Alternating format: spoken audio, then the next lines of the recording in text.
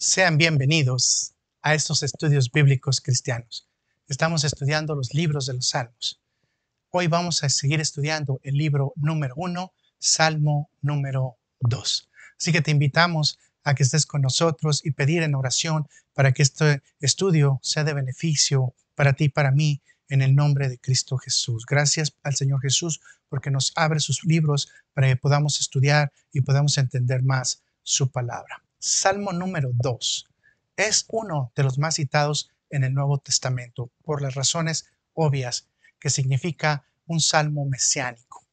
Vamos a ver dos generalidades que podemos encontrar en el salmo. La primera es que va el salmo a mostrarnos el trabajo entre las instituciones y Dios, entre las naciones y Dios, entre las organizaciones y Dios. Y de otra manera, ¿cuál es la posición que tienen estas naciones en relación con Dios? Pero la segunda, aunque no es abierta en letra, pero sí es abierta en entendimiento, es la influencia social que van a ejercer estas naciones, estas instituciones, hacia sus integrantes, es decir, hacia nosotros. Y cómo esto va a afectar también nuestra relación con Dios. El gobierno de las naciones, por lo tanto, puede cegar o bloquear el entendimiento del hombre ante los caminos de Dios. O también puede facilitar el seguir sus ordenanzas, sus mandamientos, sus estatutos, para que el hombre camine conforme a Dios. Así que en este momento tendríamos una buena pregunta para reflexionar. ¿Cómo te está influenciando la nación en la que tú vives? ¿Cómo está llevando tu vida? ¿Cómo está su ideología? ¿Y qué tanto te está llevando a que tú fomentes más tu relación con Dios? Hay un aspecto muy importante en este salmo que tenemos que destacarlo porque aquí gira mucho de lo que nosotros queremos aprender. Y este aspecto es importantísimo porque vamos a encontrar lo que se conoce como el nombre del Mashiach. Te lo pongo en la pantalla para que lo veas. Mashiach es una palabra hebrea que significa ungido, el consagrado. Esto es aplicado a reyes, sacerdotes y también a los que se apartaban directamente para hacer toda la voluntad de Dios, y obviamente la palabra Mesías. El ungido se le ponía obviamente aceite, así que por eso se le llama ungido, porque era puesto el aceite en su cabeza. Regularmente era el aceite virgen de oliva, que después les explicaré de qué se trata el verdadero aceite virgen, porque ese no sale por compresión y presa, sino se sale directamente por el proceso de presión que se ejerce sobre unas olivas sobre otras. Así que es muy importante saber que el aceite virgen que usaban ellos no era porque tenía forces, sino porque naturalmente se daba. Así que con ese aceitito se le ponía en la cabeza a las personas. Esto lo hace muy relevante entonces porque tenemos directamente la palabra que muchas veces nos preguntan algunas personas que no creen en el Evangelio de algunas otras religiones, ¿en dónde existe la palabra Mesías? Bueno, la palabra Mesías, la palabra Mashiach, está en el Salmo 2, en el ungido, y es un salmo que nos puede encontrar dentro de la postura mesiánica. Vamos a ver algunos aspectos importantes de la estructura de este salmo para poderlo ir poco a poco descifrando un poquito mejor y tener más información de él. Vamos a ver primero su estructura. En su estructura, primeramente vamos a ver quién es el autor. Directamente, ninguna de las referencias bíblicas nos dice Mismor de David. O sea, es decir, no nos dice es un salmo de David. Entonces, ¿de quién es el salmo? Bueno, tenemos que decirlo rotundamente, este salmo es de David. ¿Cómo podemos saber que es un salmo de David? Tenemos dos referencias importantes. La primera es el apoyo histórico y la otra es la seguridad bíblica. Así que vamos a ver. O sea, el primero es las características que tiene el aspecto histórico, es decir, qué se relaciona de la vida de David con el Salmo. Así que vamos a hacer primero esa relación. Las características del Salmo se enfocan entonces en David. ¿Por qué? Porque David fue elegido por Dios, ungido por Samuel, obviamente Samuel enviado por Dios y fue rey de Israel. Esas son las tres primeras características que nos dicen que aplican directamente al rey de Israel, que en este caso era David. Por otra parte, dentro de su gobierno tuvo constantes ataques de los filisteos que aún estaban sabiendo que David fue elegido por Dios y ellos querían destruirle. Que también el Salmo habla acerca de esta situación, de las constantes guerras que los filisteos hacían en contra del rey David. Déjame también comentarte entonces que estas características que se dan es porque se enfoca a David dentro del contexto de la protección de Dios y él mismo lo dice que él está bajo su sombra, bajo sus alas y que está siendo llevado a lugares espaciosos, que está siendo alimentado, que está en paz y aunque ande en montes, en valles de muerte, él siempre estará seguro. Esta es la seguridad que David tiene. Entonces, las primeras características es que históricamente lo que dice el Salmo corresponde a David, pero tenemos una seguridad más todavía y la vamos a encontrar en el Nuevo Testamento, en la escritura de Lucas, que es quien escribe el libro de los Hechos y nos dice directamente quién dijo estas palabras. Vaya conmigo al libro de los Hechos, capítulo 4, versículo del 24 al 26 y dice, y ellos también, habiéndolo oído, alzaron unánimes la voz a Dios y dijeron, soberano Señor, tú eres el Dios que hiciste el cielo y la tierra, el mar y todo lo que hay en ellos. Perdón, en lo que ellos hay. Y aquí viene lo importante que tenemos que enfocar. Y fíjese que dice, que por boca de David tu siervo dijiste, y estas son las primeras estrofas que se dijeron o que vamos a estudiar del Salmo número 2. Claro, hay un poquito de variación porque estamos hablando de la versión griega, pero esta variación no es para que no se pueda entender, sino se entiende que es lo mismo. Y dice, ¿por qué se amotinan las gentes y los pueblos piensan cosas vanas? Pregunta. Se reunieron los reyes de la tierra y los príncipes se juntaron en uno contra el Señor y contra su Cristo. Como tú te puedes dar cuenta, hay una relación tremenda o directa entre el hecho del histórico que hay de David, pero también hay una confirmación de que estas palabras salieron de la boca de David. Veamos entonces el otro aspecto que es la fecha. La fecha. ¿Cuándo fue escrito el Salmo? Bueno, el Salmo fue escrito en el 1042 antes de Cristo, es 1042 antes de Cristo. Esto es una escritura que es aceptada por la mayoría de los eruditos griegos, igualmente que cristianos. Pero existen otras religiones que tienen un poquito de controversia con esto y dicen que no, que este es un salmo tardío de los tiempos de los reyes macabeos. Sin embargo, como tú te das cuenta, ni la historia ni tampoco la Biblia respalda. Y como creemos que la Biblia tiene una verdad absoluta y el Nuevo Testamento es parte de esa verdad, sabemos que lo que Lucas estableció como el autor, que vinieron las palabras de su boca, fue de David. Así que vamos a considerar por nosotros, o por lo menos dentro de este contexto, que David es el escritor de el Salmo número 2. Vamos a ver ahí también, entonces, ¿qué tipo de salmo es? Este salmo es clasificado como un salmo número 1 mesiánico, como lo hemos dicho a través de estos minutos. Este salmo nos habla de la profecía del Mesías y que va a venir, obviamente, a establecer un orden en el desorden que los seres humanos vamos a hacer.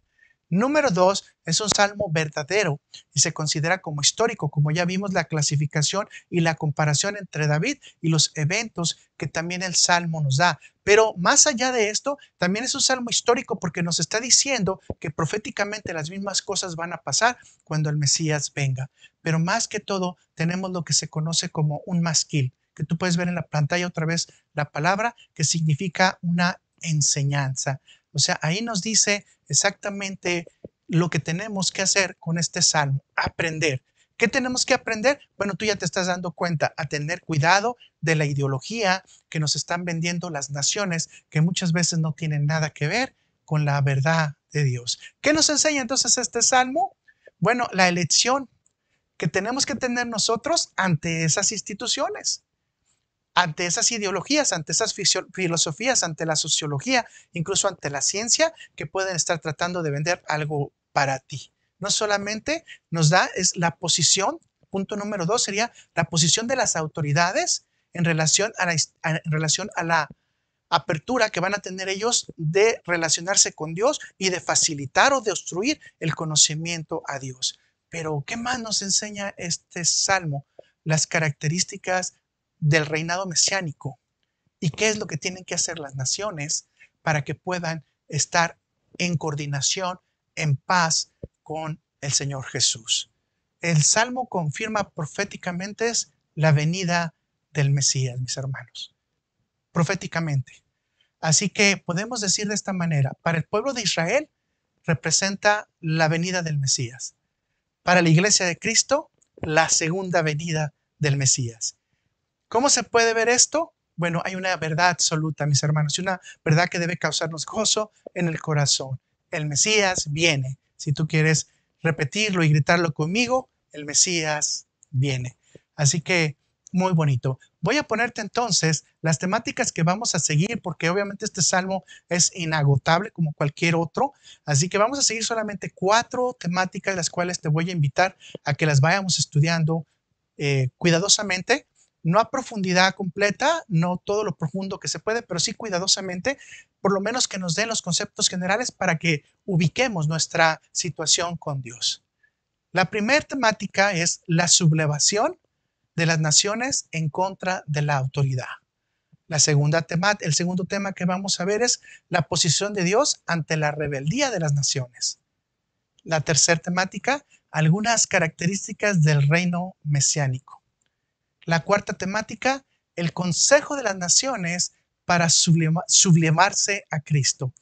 Qué bonito es lo que vamos nosotros a revisar el día de hoy para poder tener mayor información. Empecemos por el tema número 1, que dice que es la sublevación de las naciones en contra de la autoridad de Cristo. Vamos al Salmo, vamos a leer el Salmo 2, versículo 1 al 3. Si tú tienes tu Biblia y quieres acompañarme, si no va a aparecer allí en la pantalla, dice, ¿por qué se amotinan las gentes y los pueblos? ¿Piensan cosas vanas? Pregunta. Y aquí empieza por darte cuenta que lo primero que se da en este salmo es una pregunta. Y la pregunta es ¿por qué? Porque el salmista tiene duda o porque está diciendo, si conocen la verdad, ¿por qué están haciendo esto? Imagínense qué importante, ¿no? Conoces la verdad, ¿por qué haces esto? Conoces la verdad, ¿por qué te guías por estas mentiras? Repito nuevamente, el punto número 1, ¿por qué se amotinan las gentes y los pueblos piensan cosas vanas? Y no te piensan cosas vanas, es decir, cosas vacías, cosas que no tienen sentido, o mentiras también pueden decirse. El punto 2 dice, el versículo 2, se levantarán los reyes de la tierra y príncipes consultarán unidos contra Jehová y contra su ungido, diciendo, fíjense qué importante, unidos. Vean la unidad del ser humano, pero en contra de Dios.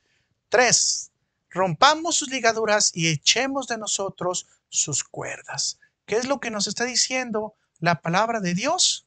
Que tenemos que juntarnos en contra de Dios, unir nuestras fuerzas y hacer lo suficiente para desligarnos de Dios. Así que usted puede identificar con lo que estamos estudiando ahorita, puede ver 2 grupos, si se da cuenta ahí, 2 grupos. Se los pongo en la pantalla para que usted los vea también en el lenguaje original. La primer grupo es gentes, que es como lo traduce Reina Valera. En traducciones como la Biblia del lenguaje actual o algunas Biblias como la Biblia de las Américas, podemos encontrar que la palabra que se dice es naciones. Ok, esta palabra gentes es la palabra goy. Tú lo estás viendo ahí directamente en la pantalla. En el hebreo que estamos, en el salmo que estamos estudiando, se dice la palabra goyín, que significa en plural, no en singular. Goy es en singular, goyín es en plural. Así que, ¿qué es lo que se traduce? Bueno, en Reina Valera, en el Nuevo Testamento, la palabra goy la tradujeron como gentil. La traducción es gentil. Entonces, tú cada vez que hablas de gentiles, estás hablando de naciones. ¿Cuáles naciones? Las naciones extranjeras a Israel. Esto quiere decir que no incluye al pueblo de Israel. Ponga mucha atención. Hay una verdad que ahorita, porque está escuchando, se la voy a dar. La mayoría del tiempo se discute si Pedro es quien instituyó la religión cristiana o no, pero dése cuenta aquí con esta traducción de esta palabra, que es súper importante, que Jesús dijo, tú tienes que ir a las naciones, y no se lo dijo a Pedro, se lo dijo a Pablo. Tú tienes que ir con los gentiles, es decir, tú tienes que ir con las naciones extranjeras. El encargado de ir a llevar el conocimiento a las naciones extranjeras, que somos nosotros, que no somos el pueblo de Israel, que somos la iglesia de Cristo, era Pablo. no Pedro. A Pedro se le encargó que se quedaran con los de la circuncisión, lo cual quiere decir que Pedro tuvo que quedarse en Israel a trabajar con la gente de Israel, o la iglesia que se conocía como la iglesia de Jerusalén. Tú estás viendo ahí, y es muy importante que tú puedas seguir la palabra, porque entonces estamos hablando de naciones extranjeras, pero que en este caso dicen que están uniéndose en contra de Jehová y su ungido. Ahora vamos con la siguiente parte de la palabra, que es pueblo. La palabra pueblo es león, león con M. Y esto significa no solamente pueblo, sino significa congregaciones, comunidades o organizaciones. Así que de manera fundamental, nosotros ya podemos pensar en esta situación, que son naciones, pueblos, congregaciones y comunidades que se pueden unir o pueden unirse en sí mismo, en otras palabras, instituciones en contra de la verdad de Dios o lo que Dios está dando para ser guía de esas naciones. Así que podemos darnos cuenta excelentemente cómo estas naciones pueden tener una guerra en contra de nosotros. Y nosotros lo que no queremos es que esas naciones dominen nuestro pensamiento, sino queremos que la Biblia sea la que lleve nuestro pensamiento. Así que vuelvo otra vez a la pregunta inicial: ¿cómo debes de poner tu corazón ante todas estas situaciones que están pasando? Y tú puedes darte cuenta qué es lo que está contra la Biblia, y vas a ver muchas cosas en contra de la Biblia, porque estamos llegando a la época que se dice que a lo bueno se le llama malo y a lo malo se le llama bueno, y desafortunadamente estamos llegando a una maldición. Tenga en cuenta esto: nos estamos maldiciendo cuando seguimos las filosofías y moral del hombre y no seguimos la filosofía y la moral de Dios. Así que resumamos qué es lo que quiere hacer el hombre. El hombre quiere hacer un plan. Eso es lo que dice la palabra de Dios, ¿verdad? El hombre quiere hacer un plan. ¿Cuál es el plan? Rebelarse en contra de Dios. ¿Cuál es el método? El método es muy específico. En el versículo dice: romper las ligaduras y quitarse las cuerdas. Romper las ligaduras y quitarse las cuerdas. ¿Qué posibilidades tiene usted de éxito? Cuando usted tiene una empresa, cuando usted tiene un negocio, usted quiere tener una posibilidad de éxito. Así que usted hace todo lo que puede para poder poner ese negocio en éxito. Así que si usted tiene todo un plan con un montón de gente, con un montón de gobernantes, con un montón de príncipes, la pregunta sería: ¿qué es lo que usted espera? El éxito. Desafortunadamente la Biblia dice: ¿cuál es tu posibilidad de éxito? Ante Dios y ante el Mesías, ante el ungido, tú no tienes ninguna posibilidad de éxito. La Biblia considera vanas todas las acciones de las naciones y todas las acciones que hagan en contra de Dios y su ungido. ¿Ha pasado esto ya anteriormente? Sí, usted lo puede revisar en el ejemplo de los planes que tuvieron en la Torre de Babel en Génesis 11, que querían llegar hasta los cielos. Y es bien sencillo que Dios lo que hace, cosa sencillita, dice: no te preocupes, cortamos, no hablan el mismo lenguaje. Y fíjense, solamente con quitarnos la comunicación fue suficiente para que no siguieran adelante con estos planes. Sigamos adelante. ¿Qué características entonces nos están diciendo que tienen estas naciones que se quieren liberar de Dios? Una imaginación perversa. Les gusta hacer tumultos, hacen alianzas, mis hermanos, pero especialmente generan malos consejos ante la presencia de Dios. Demos dos explicaciones entonces de por qué se quieren liberarse de las ligaduras y obviamente liberarse de todo, liberarse de la autoridad de Dios. La explicación número uno es que no quieren servir a Dios, se quieren quitar la servidumbre. En el contexto que estamos hablando en el Salmo, obviamente nos dice que se hacían ligaduras, o sea, es decir, se hacían tipo de cuerdas de cuero que se ponían en la cabeza de los toros, de los bueyes, y se ponían en el cuerpo de todo animal que trabajaba, los burritos, etcétera, para que estuvieran haciendo el trabajo. Y obviamente estos animales siempre estaban siendo controlados a través de estas cuerdas. Así que simbólicamente las cuerdas hacían un control de cómo deberías de llevar el trabajo. Entonces, ¿qué es lo que quieren las naciones? O sea, al tratar de decir: vamos a quitar las cuerdas, vamos a quitar la servidumbre, es una forma de expresar el deseo de libertad sobre la servidumbre ejercida por Dios hacia ellos. ¡Wow! ¡Qué tremendo!, ¿no? Un nivel de ignorancia muy grande, porque obviamente no tiene un fundamento real, y lo vamos a seguir viendo. La explicación número dos es que quieren quitarse del cautiverio. ¿Qué pasaba con los animales? Una vez que ya eran terminado su trabajo, los llevaban a un lugar donde los resguardaban. Entonces, esto se le conoce como cautiverio. Y esta expresión representa el romper ese cautiverio, el romper dónde me tienen que depositar. No queremos el cuidado y el resguardo de Dios, no queremos vivir en su casa, queremos estar fuera de su casa, queremos hacer lo que nosotros queramos. Es decir, en otras palabras, esa es la realidad. Estamos queriendo hacer nuestra propia voluntad. Las ligaduras y las cuerdas, entonces, podemos llegar ante la postura humana, representan liberarse de la presencia de Dios, vamos a decir, del sometimiento a Dios y el de estar bajo la autoridad de Dios, lo cual quiere decir que esa liberación es para que yo pueda hacer lo que yo quiera. Reflexione, mis hermanos. ¿Es posible liberarse de la autoridad? La respuesta es no. Paradójicamente, el ser humano siempre estará sometido a un tipo de autoridad. Y esta acción la vamos a ver en la Biblia. Cuando Israel quiso liberarse primero de la ligadura, de la atadura de Dios. Esto pasa en el mismo pueblo de Dios. Quiero que usted lo vea conmigo, porque es interesante, ¿no? Que se aplica en 1 Samuel 8, versículos 6 al 7. Le vienen a decir a Samuel, queremos rey, ya no queremos ser guiados por los jueces. Así que dice esto, pero no agradó a Samuel estas palabras que dijeron, danos un rey que nos juzgue. Y Samuel oró a Jehová, y dijo Jehová a Samuel, oye la voz del pueblo en todo lo que te digan, porque no te han desechado a ti, sino a mí me han desechado para que no reine sobre ellos. Esto exactamente es lo que se refiere a cortar las ligaduras, a quitar las cuerdas, a que nosotros no queremos que Dios reine sobre nosotros. No sé usted cómo lo piense, ¿verdad? Pero note que el pueblo desechó la autoridad de Dios para someterse a una autoridad imperfecta. La autoridad de Dios es perfecta y el pueblo prefirió una autoridad imperfecta. Dígame una cosa, ¿usted se quiere someter a una autoridad imperfecta? Bueno, si tiene la de Dios, siga con la de Dios.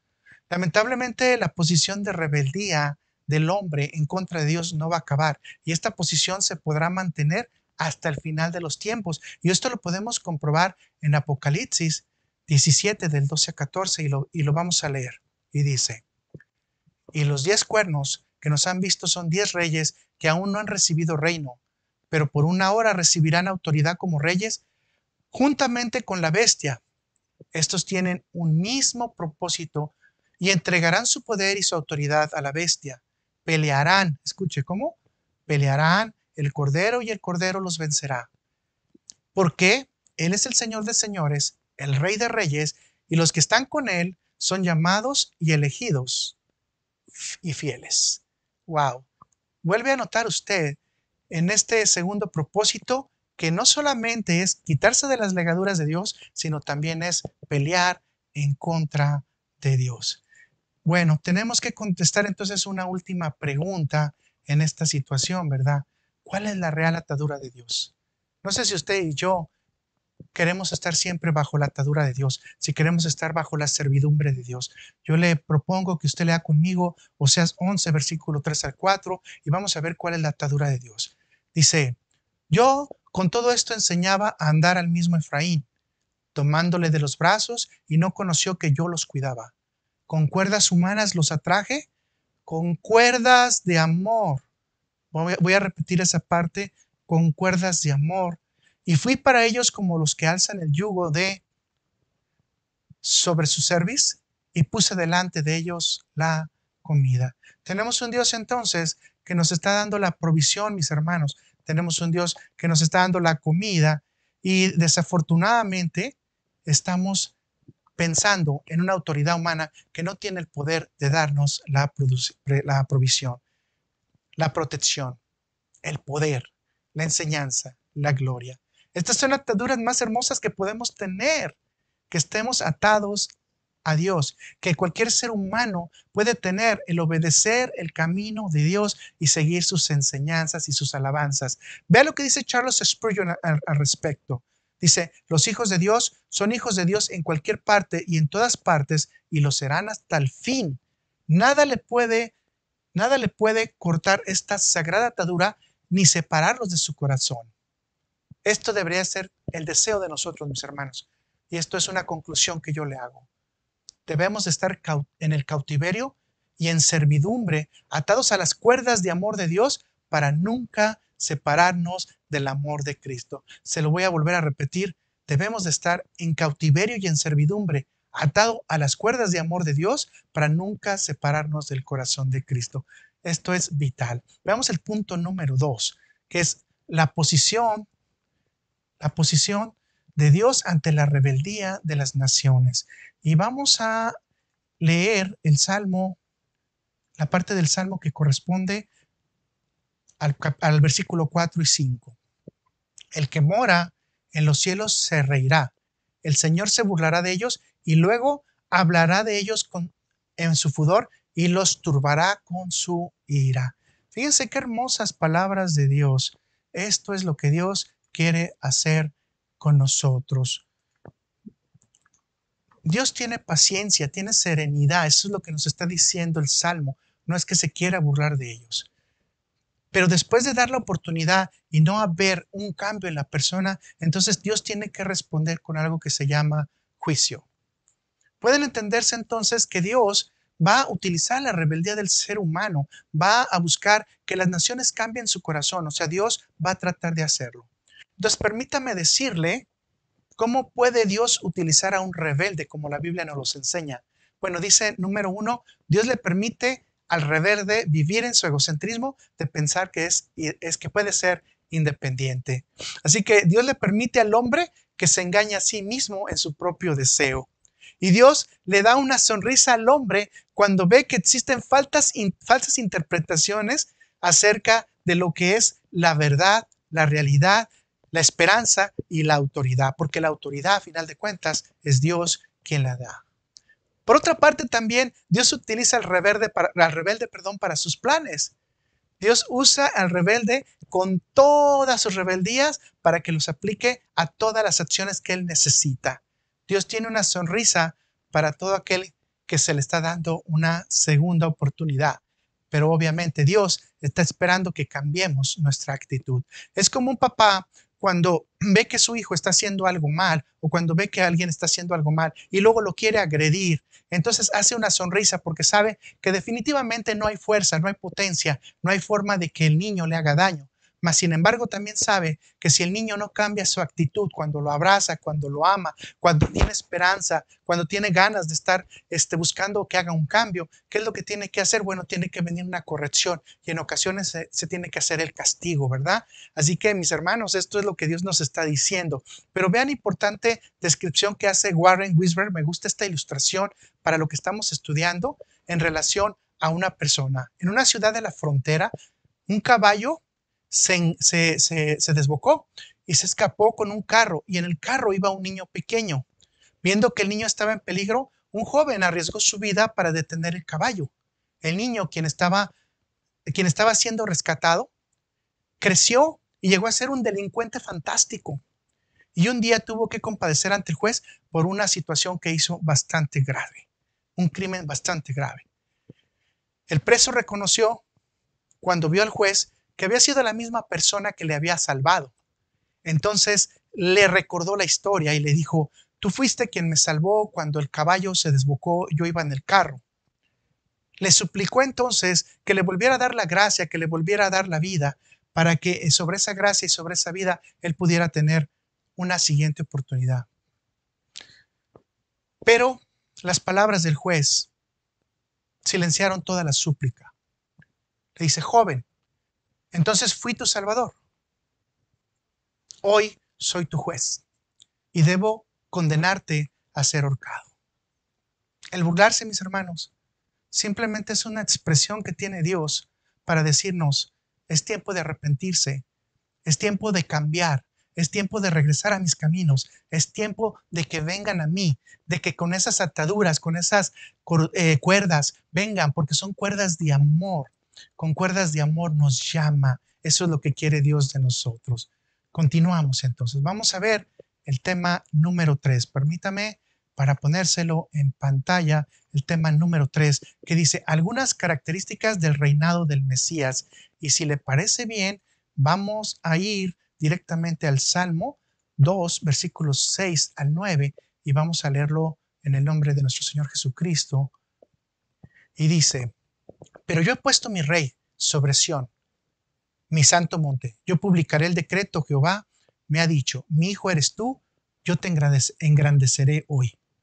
Pídeme y te daré la herencia, las naciones, y con posesión tuya los confines de la tierra.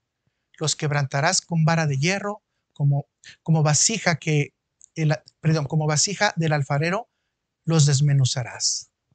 Wow, esto está bastante interesante, ¿verdad? ¿Qué nos está diciendo? Este salmo encontramos la confirmación del Mesías como hijo de Dios. En este salmo específicamente aparece en el original la palabra ya Mashiach.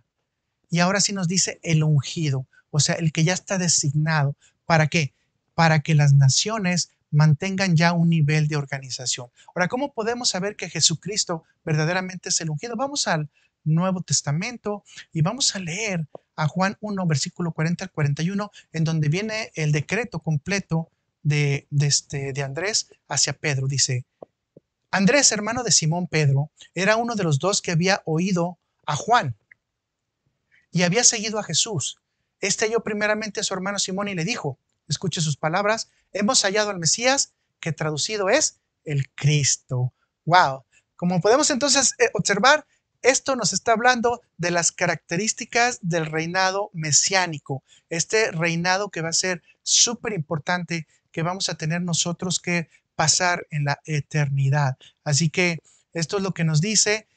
¿Qué es las características que nos dicen del reinado mesiánico? Bueno, tenemos que tener mucha atención porque el reinado mesiánico, como usted se está dando cuenta, tendrá resistencia, mucha resistencia. Entonces podemos decir primero que las naciones estarán en contra de Cristo.